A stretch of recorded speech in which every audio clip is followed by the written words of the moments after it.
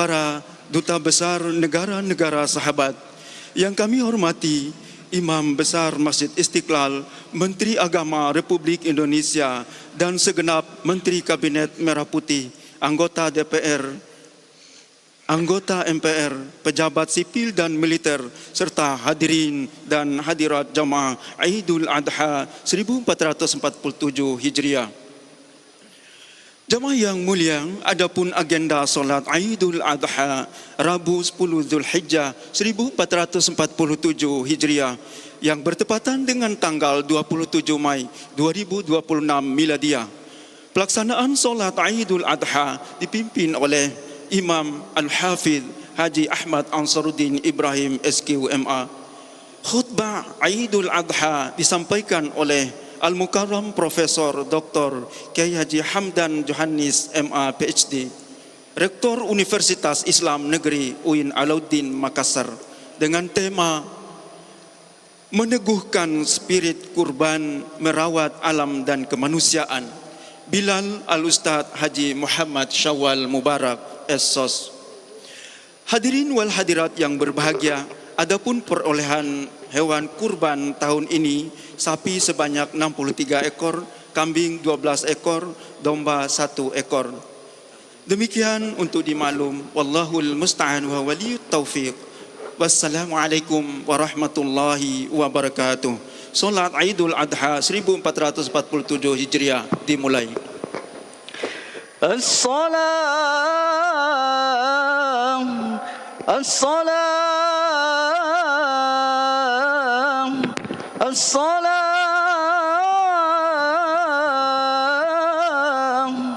صلوا سنة لعيد الأضحى ركعتين جامعة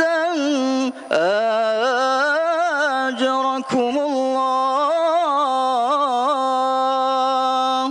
الصلاة لا إله إلا الله.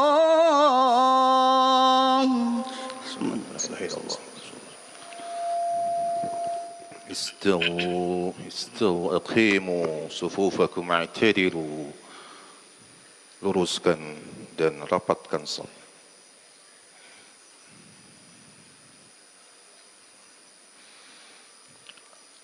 Allahu Akbar. Allahu Akbar.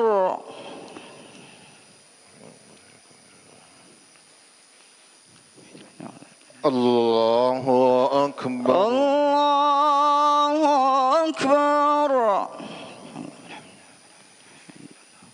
Allahu Akbar. Allahu Akbar.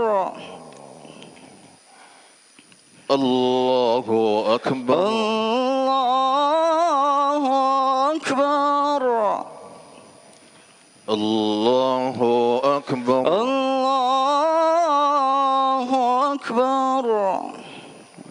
Allahu Akbar.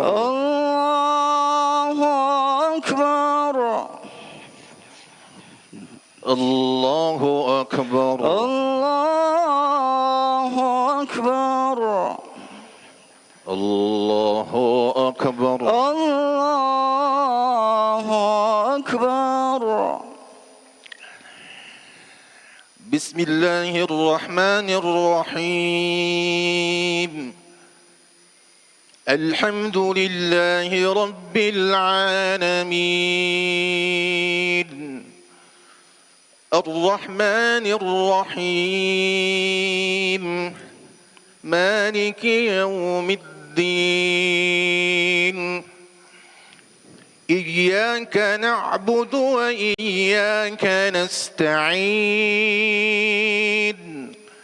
اهدنا الصراط المستقيم صراط الذين أنعمت عليهم غير المغضوب عليهم ولا الضالين.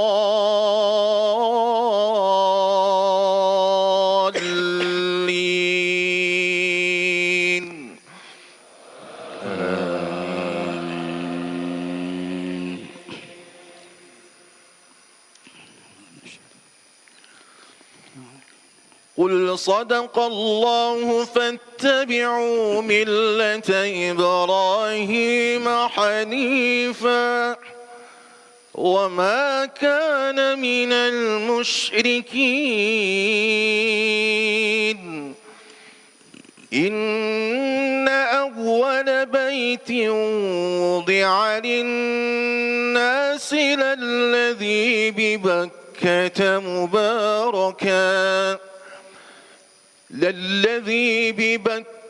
مباركا وهدى للعالمين فيه آيات بينات مقام إبراهيم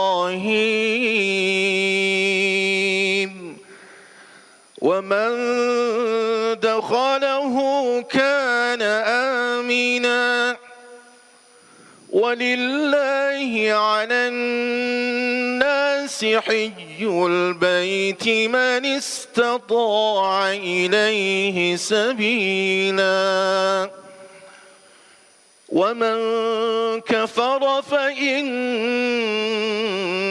الله غني عن العالمين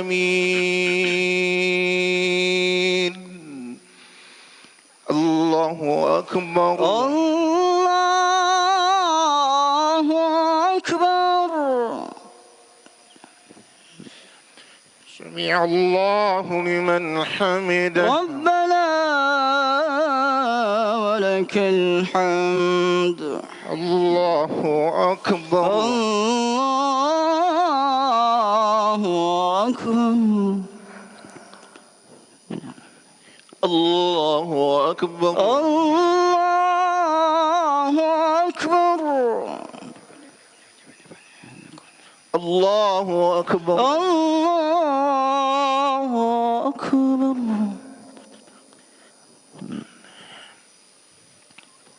الله أكبر الله أكبر. الله أكبر الله أكبر. الله أكبر الله أكبر. الله أكبر الله أكبر. الله أكبر الله أكبر. الله أكبر الله أكبر. بسم الله الرحمن الرحيم الحمد لله رب العالمين الرحمن الرحيم مالك يوم الدين إياك نعبد وإياك نستعين اهدنا الصراط المستقيم صراط الذين أنعمت عليهم غير المغضوب عليهم ولا الضالين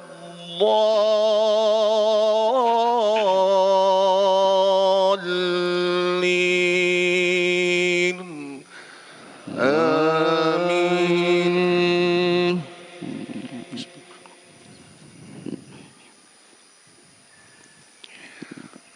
وقال إني ذاهب إلى ربي سيهدين رب هب لي من الصالحين فبشرناه بغلام حليم فلما بلغ معه السعي قال يا بني إني أرى في المنام أني أذبحك ربك فانظر ماذا ترى قال يا أبت افعل ما تؤمر ستجدني إن شاء الله من الصابرين الله أكبر الله أكبر سمع الله لمن حمده ربنا ولك الحمد الله أكبر الله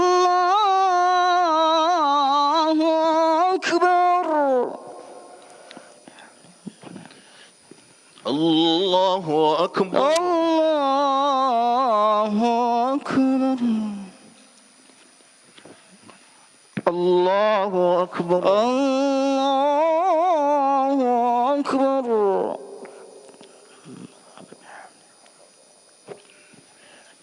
الله أكبر الله أكبر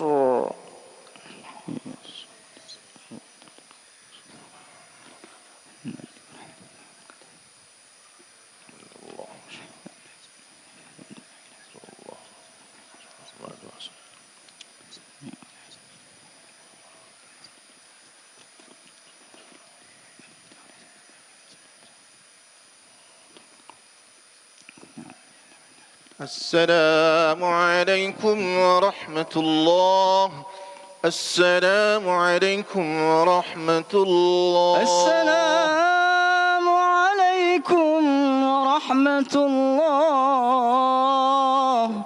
السلام عليكم ورحمة الله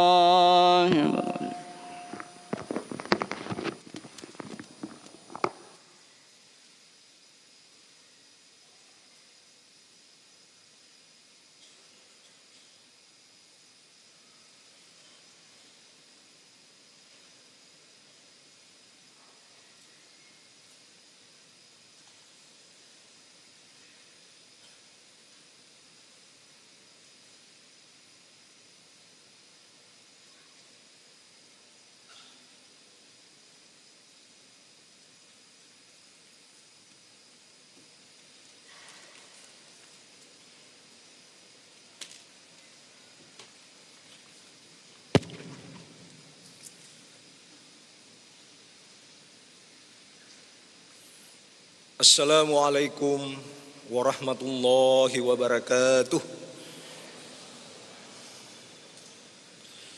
Allahu Akbar, Allahu Akbar, Allahu Akbar.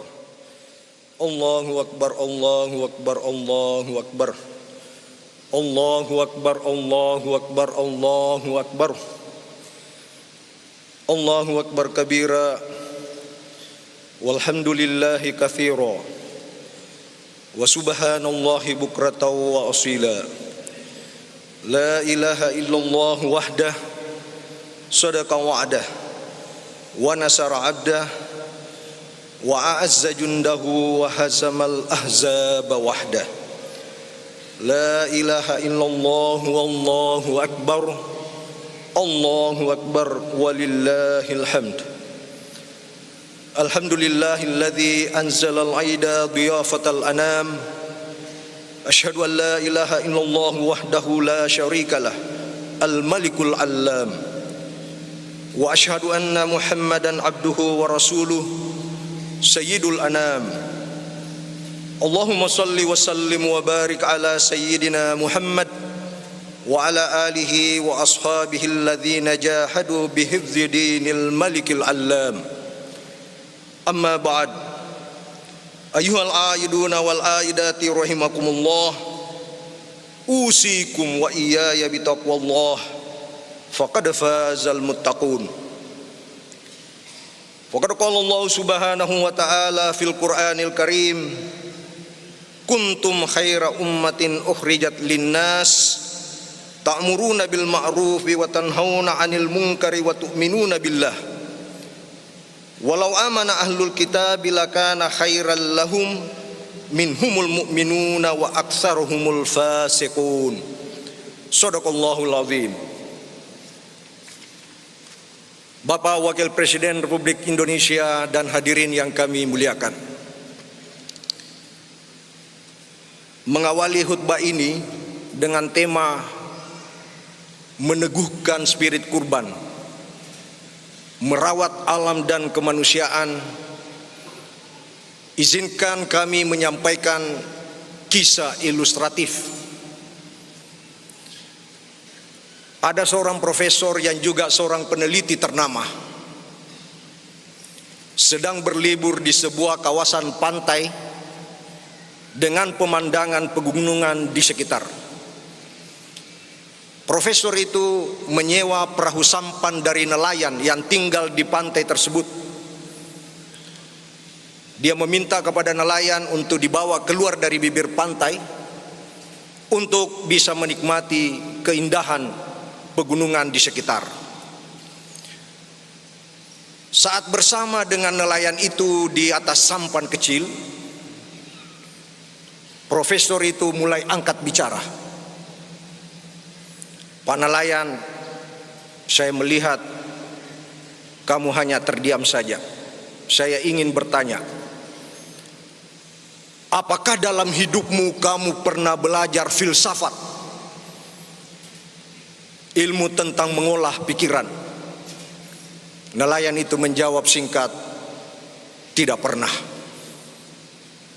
Lalu profesor itu mengatakan, sayang sekali, kamu kehilangan 1/4 dari peluang hidup kamu. Nelayan itu hanya mengangguk dan mendayung. Profesor itu bertanya kedua kalinya, Pak nelayan, apakah kamu pernah belajar ilmu fisika? Misalnya tentang energi angin dan matahari. Nelayan itu kembali menjawab singkat, tidak pernah Pak. Lalu profesor itu menimpali dengan mengatakan, sayang sekali, kamu kehilangan 1/4 lagi dari peluang hidup kamu. Nelayan itu kembali mengangguk dan terus mendayung. Ketiga kalinya profesor itu bertanya, Pak nelayan, saya masih punya pertanyaan. Apakah kamu pernah belajar bahasa asing? Misalnya bahasa Inggris atau bahasa Arab? Nelayan itu menjawab singkat, tidak pernah Pak, dan saya sama sekali tidak bisa berbahasa asing. Lalu profesor itu mengunci dengan mengatakan, sayang sekali, kamu sudah kehilangan 3/4 dari peluang hidup kamu. Nelayan itu kembali mengangguk dan terus mendayung.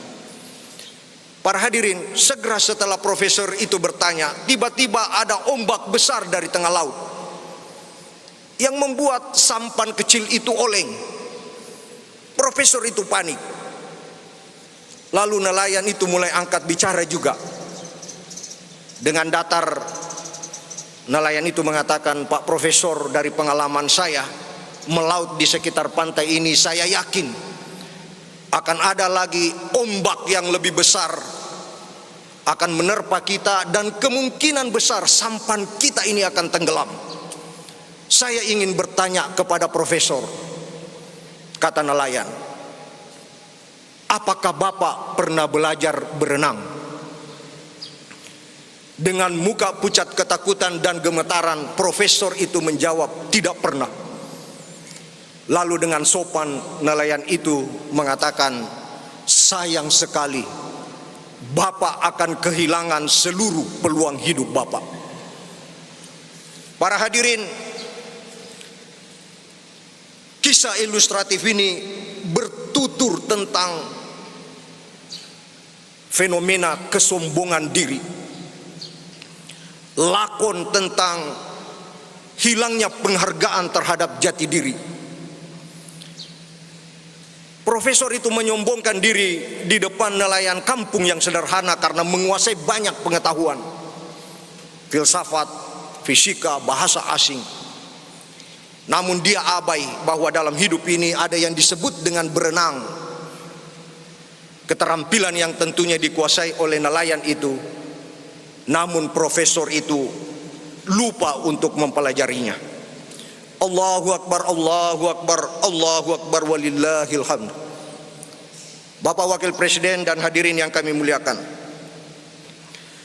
hari ini jutaan umat Islam dari seluruh penjuru dunia dalam puncak kesibukan melaksanakan ibadah haji sebagai perjalanan keagamaan, ziarah atau pilgrimage, seperti yang ditegaskan dalam firman Allah surat Ali Imran ayat 97.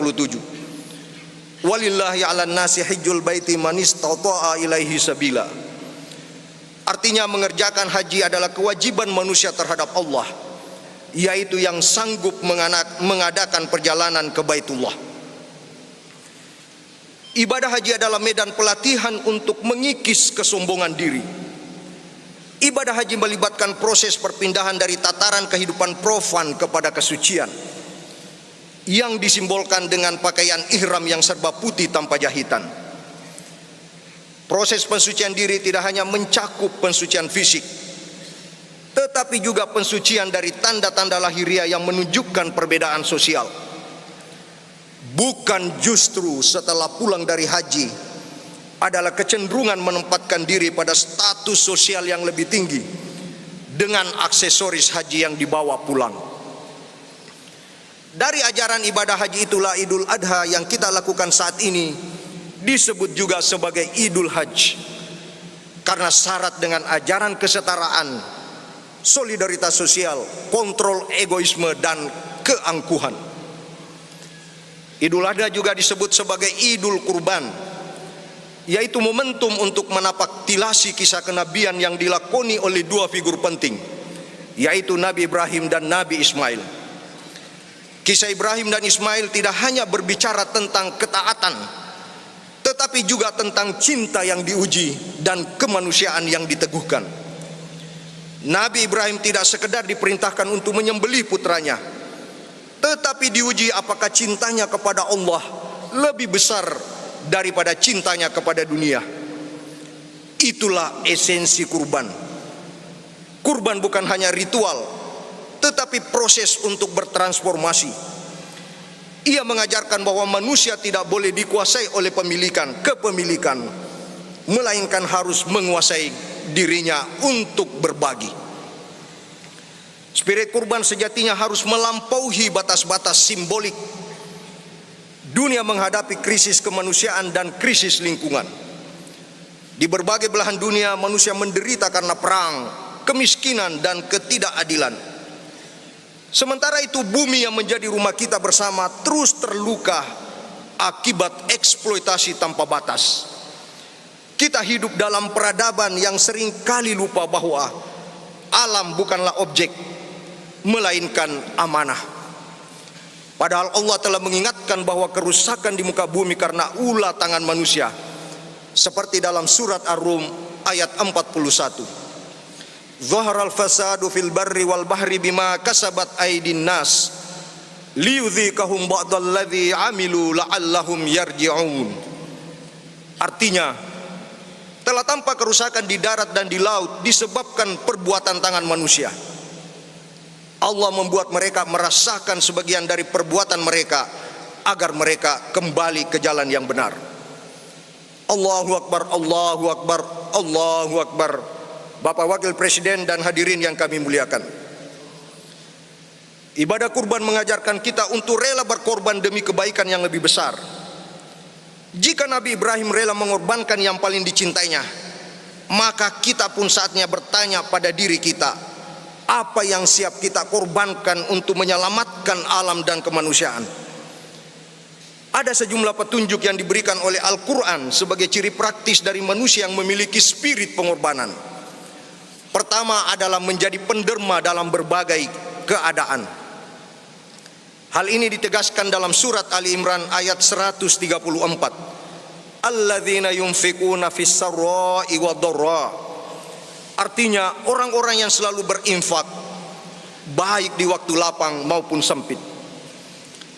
Mana terdalam dari berbagi, baik dalam keadaan luang maupun sempit, adalah menghubungkan kehidupan, bahwa manusia tidak hidup sendiri. Setiap pemberian besar atau kecil adalah jembatan yang mengikat hati manusia. Karena dalam luang kita menebar kebahagiaan, dalam sempit kita menumbuhkan keikhlasan. Berbagi dalam keadaan luang bisa terasa ringan, tetapi berbagi dalam keadaan sempit menjadi lebih bermakna. Pernahkah hadirin merasakan memberi saat dirinya merasa terbatas, atau menyisihkan waktu di tengah kesibukan, atau tetap peduli saat jiwa sedang lelah? Di sanalah nilai sejatinya terukir, karena di sana sedang terjadi bukan hanya pengorbanan, tetapi perjuangan melawan ego. Kurban yang melahirkan pengorbanan yang kita laksanakan hari ini tidak hanya berhenti pada ritual penyembelihan hewan kurban, tetapi substansinya adalah kembali ke fitrah kemanusiaan kita. Fitrah sebagai makhluk yang suka berbagi tanpa memandang perbedaan agama, suku dan bahasa.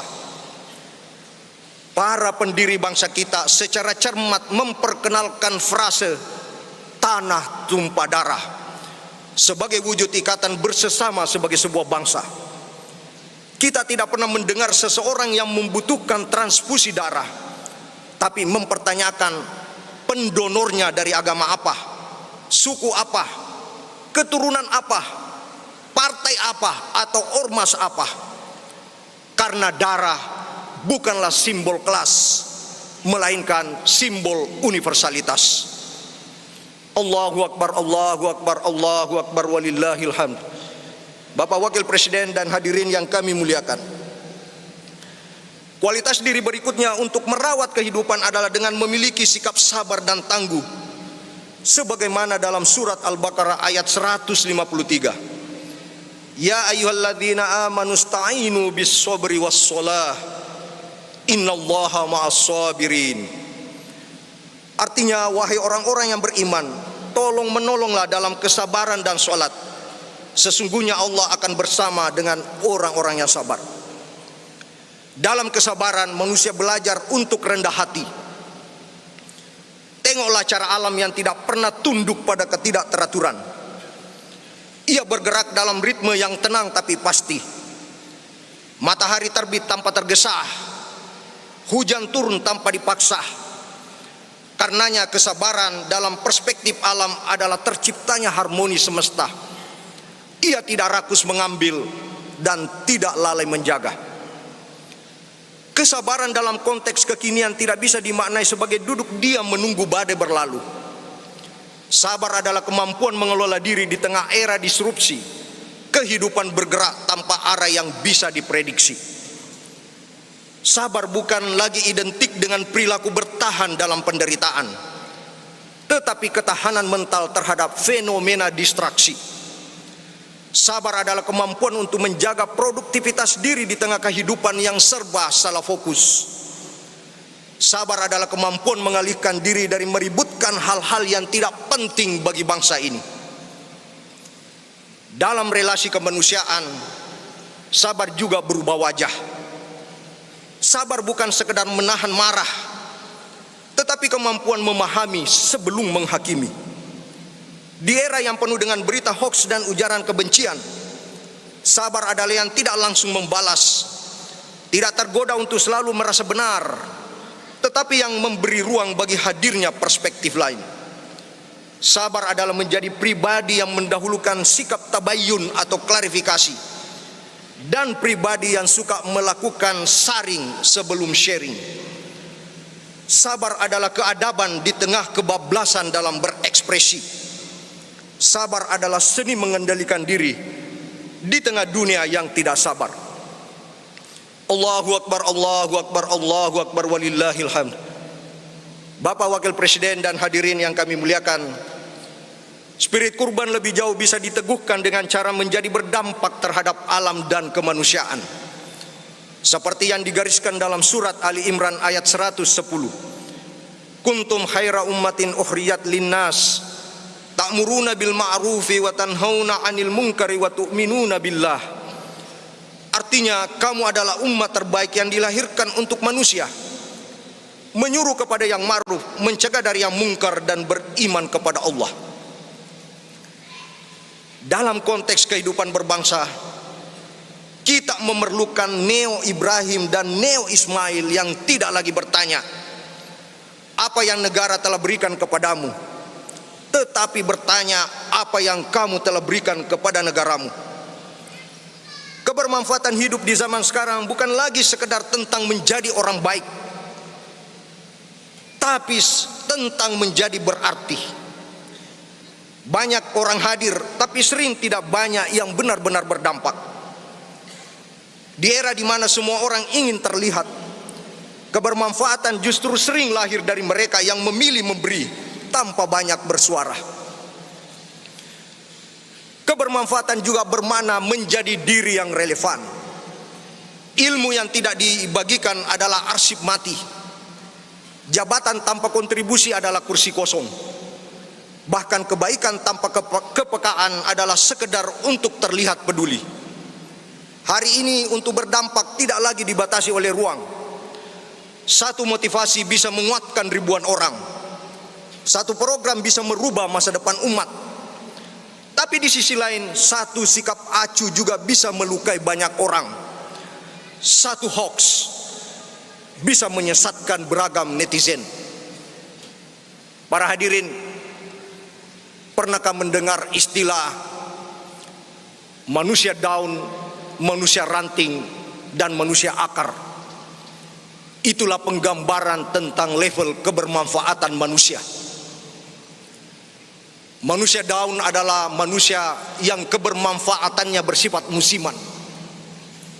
Tumbuh, menghijau, menguning, kemudian layu, gugur dan diterpa angin. Itulah kebermanfaatan yang dibatasi oleh ruang dan waktu. Sementara manusia ranting adalah manusia yang memiliki kemampuan untuk menahan beban.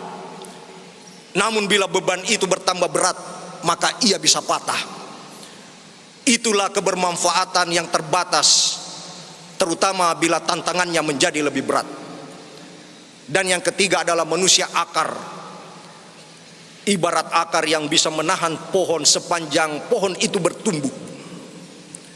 Ia tidak perlu terlihat, tetapi tertancap kuat menahan pohon dari terjangan angin kencang supaya pohon itu tidak tumbang. Itulah kebermanfaatan yang sesungguhnya. Ia selalu hadir dan menopang kita, terutama saat kita mengalami turbulensi atau goncangan hidup, supaya kita tidak terjatuh. Menjadi daun, ranting, dan akar itulah yang membentuk kesatuan yang disebut pohon. Hidup yang secara paripurna berdampak adalah seperti pohon. Ia tidak pernah memakan buahnya sendiri, tapi memberi tanpa henti. Ia tidak memilih siapa yang berteduh, tapi tetap berdiri memberi naungan. Dan ia tidak pernah sibuk menghitung siapa yang berterima kasih, karena baginya makna hidup bukan pada berapa lama kita hidup, tapi pada seberapa luas kita memberi kehidupan kepada yang lain. Allahu Akbar, Allahu Akbar, Allahu Akbar, walillahil hamd.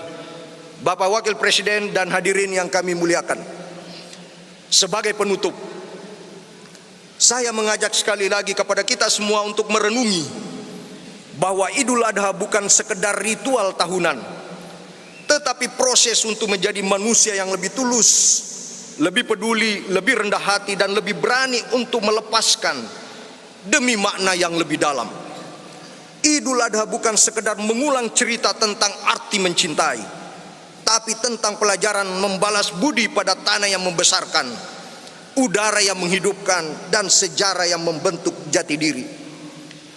Idul Adha bukan sekedar tempat berhenti, tetapi jalan menuju diri yang sudah selesai. Bahwa hidup ini bukan untuk dijarah, tetapi untuk dijaga. Bukan untuk dirusak, tetapi untuk dirawat. Saya akhiri dengan mengutip sebuah kalimat pujaan dari para aktivis lingkungan dunia. We don't inherit the earth from our ancestors. We borrow it from our children. Kita tidak meminjam bumi ini dari nenek moyang kita. Kita tidak mewarisi bumi ini dari nenek moyang kita. Kita hanya meminjamnya dari anak-anak kita. Barakallahu li wa lakum fil Qur'anil azim. Wa nafa'ni wa iyyakum bima fihi minal ayati wa dzikril hakim.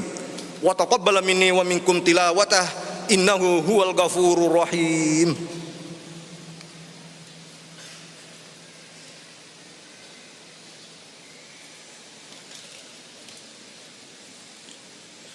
Allahu akbar, Allahu akbar, Allahu akbar.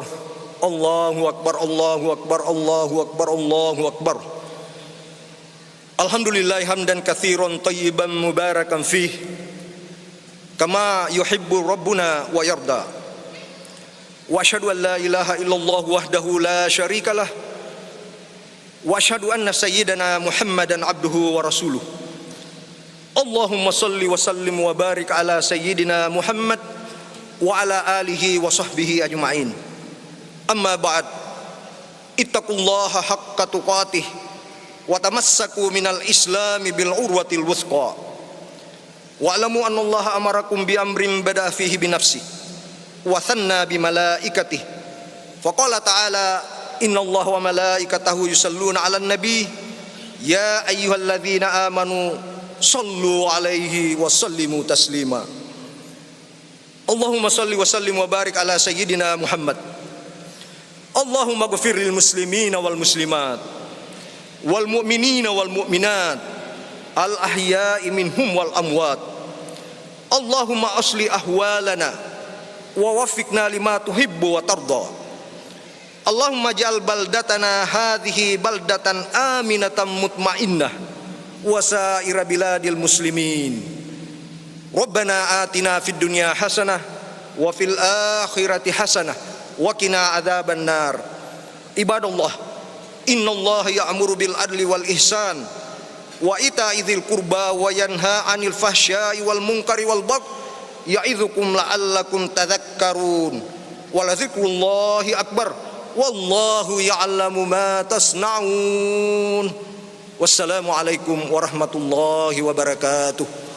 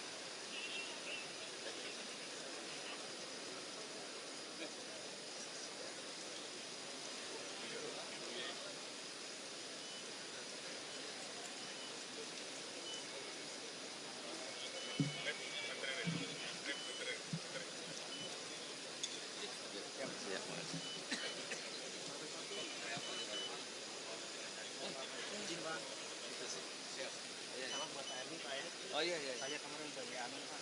Oh iya, mari. Dari Resi Pak, izin Pak. Iya, mari.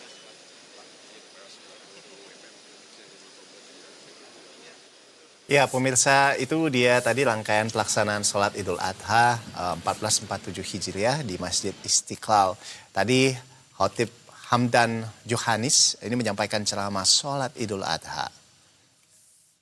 Dan saat ini kita saksikan bersama, ini sejumlah pejabat juga sedang bersiap-siap untuk meninggalkan ruangan begitu ya di area ya, dan tadi juga saat ini yang Anda lihat ini ada Fadli Zon ya, Menteri Kebudayaan Republik Indonesia, dan tadi juga terlihat Menteri Perdagangan Zulkifli Hasan dan sejumlah menteri di Kabinet Merah Putih, dan sebelumnya memang tadi Wakil Presiden Gibran Rakabuming bersama dengan keluarga juga sudah meninggalkan masjid ya. Dan tadi pemirsa, ini di sholat Idul Adha Masjid Istiqlal ini dipimpin oleh Haji Ahmad Ansarudin Ibrahim sebagai imam utama begitu ya. Dan ya tadi sebagai khotib Profesor Haji Hamdan Johannes, ya dia adalah rektor UIN Alauddin Makassar.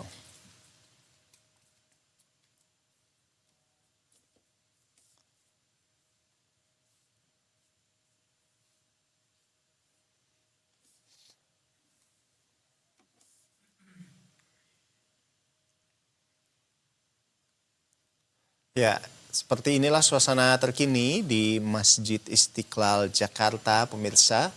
Baru saja pelaksanaan sholat Idul Adha selesai begitu, dan Betul sekali. nanti akan dilanjutkan dengan sejumlah kegiatan tentunya terkait dengan pemotongan kurban, hewan kurban seperti itu. Betul.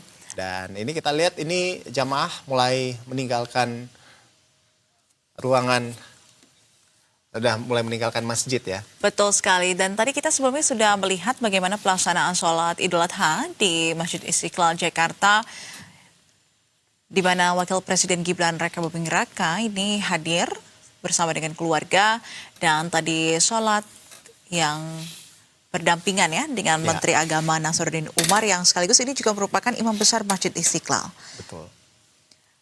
Dan tadi dalam khutbah yang disampaikan, ini terkait dengan spirit kurban, merawat alam dan kemanusiaan yang juga sejalan dengan tema-tema besar tentang ekoteologi dan teologi cinta. Dan tentu tadi dari tema yang disampaikan dapat menjadi inspirasi bagi masyarakat Muslim Indonesia untuk memperkuat kepedulian terhadap lingkungan dan nilai-nilai kemanusiaan melalui ibadah kurban. Ya. Jadi ibadah ya terkait dengan ibadah kurban tadi juga khotib juga sempat menyampaikan terkait pengorbanan, keteladanan pengorbanan yang dilakukan oleh Nabi Ibrahim dan juga Nabi Ismail. Seperti itu. Tadi baru saja kita lihat Wakil Presiden Republik Indonesia Gibran Rakabuming juga bersiap-siap meninggalkan masjid gitu, dan tadi juga sempat melayani foto bersama begitu ya dengan sejumlah jamaah yang hadir di Masjid Istiqlal.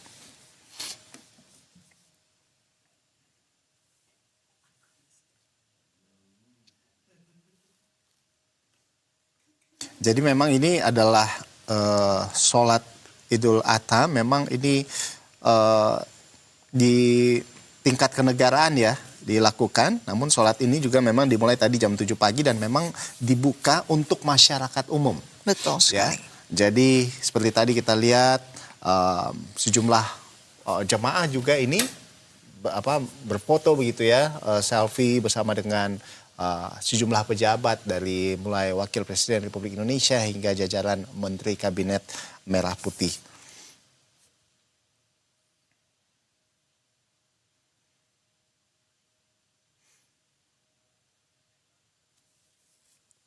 Ya, seperti ini situasi terkini untuk saat ini pemirsa. Dan tadi usai sholat Idul Adha selesai dilakukan, kegiatan selanjutnya akan dilanjutkan dengan penyembelihan hewan kurban. Dan sebagai informasi ya, Anda dan juga pemirsa bahwa tahun ini jumlah hewan kurban yang diterima Masjid Istiqlal ini mencapai puluhan ekor sapi dan kambing dari berbagai pihak yang berpartisipasi dalam ibadah kurban. Dan nanti kita akan saksikan bersama seperti apa kemudian agenda penyembelihan hewan di Masjid Istiqlal.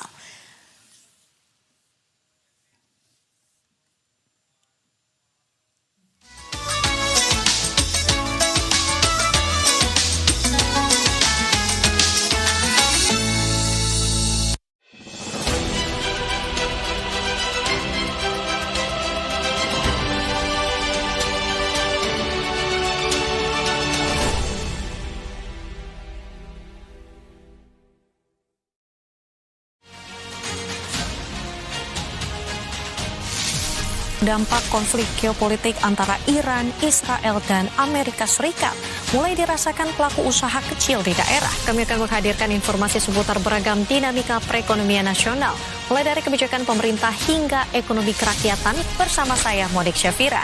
Dan inilah Investor Market Today, selengkapnya di Berita 1 Bersatu Menginspirasi.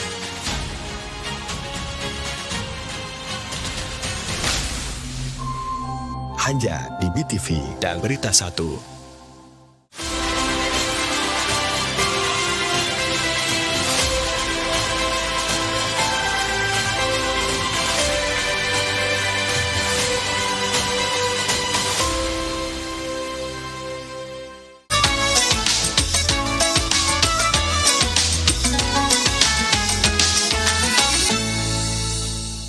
Ya, pemirsa, Anda kembali menyaksikan Berita 1 spesial Idul Adha 1447 Hijriah.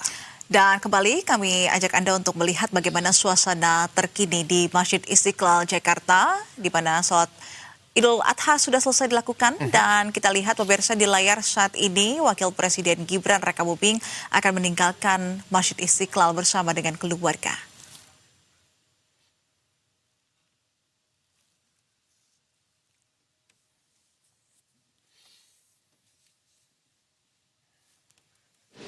Ya, nampak Wakil Presiden Gibran Rakabuming juga didampingi atau dihantarkan langsung sampai ke luar pintu begitu ya, untuk masuk ke dalam mobil oleh Menteri Agama Nasaruddin Umar yang juga adalah imam besar di Masjid Istiqlal. Betul sekali, dan kehadiran Gibran melaksanakan sholat bersama dengan ribuan masyarakat ini di Masjid Istiqlal tidak hanya bersama dengan keluarga, tapi juga ikut bersama dengan jajaran Menteri Kabinet Merah Putih yang turut hadir. Di antaranya tadi ada Menko Pangan Zulkifli Hasan, Menko PMK Pratikno, Mensos Saifullah, tadi ada Menteri Kebudayaan juga ya, Fadlizon, dan juga Menak tentunya Nasaruddin Umar, serta hadir pula Ketua DPD RI Sultan Najamuddin. Dan tadi sebelum melaksanakan sholat Idul Adha, pemirsa, Wakil Presiden Gibran tiba di Masjid Istiqlal pada pukul 6.51 waktu Indonesia Barat, dan ini langsung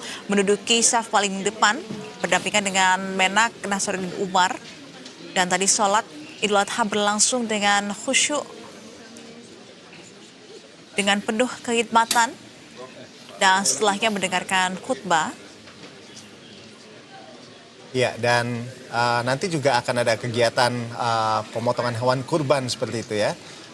Ya, nah ini kita lihat, ini Berpamitan ya.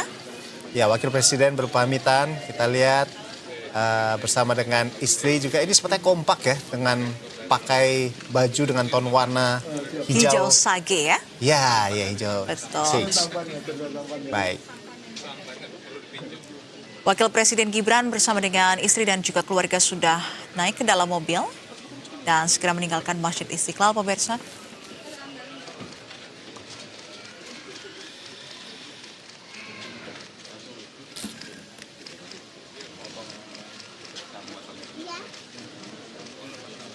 Nggak usah pakai. Oh, akan ya? Ya, Paris jam berapa sih?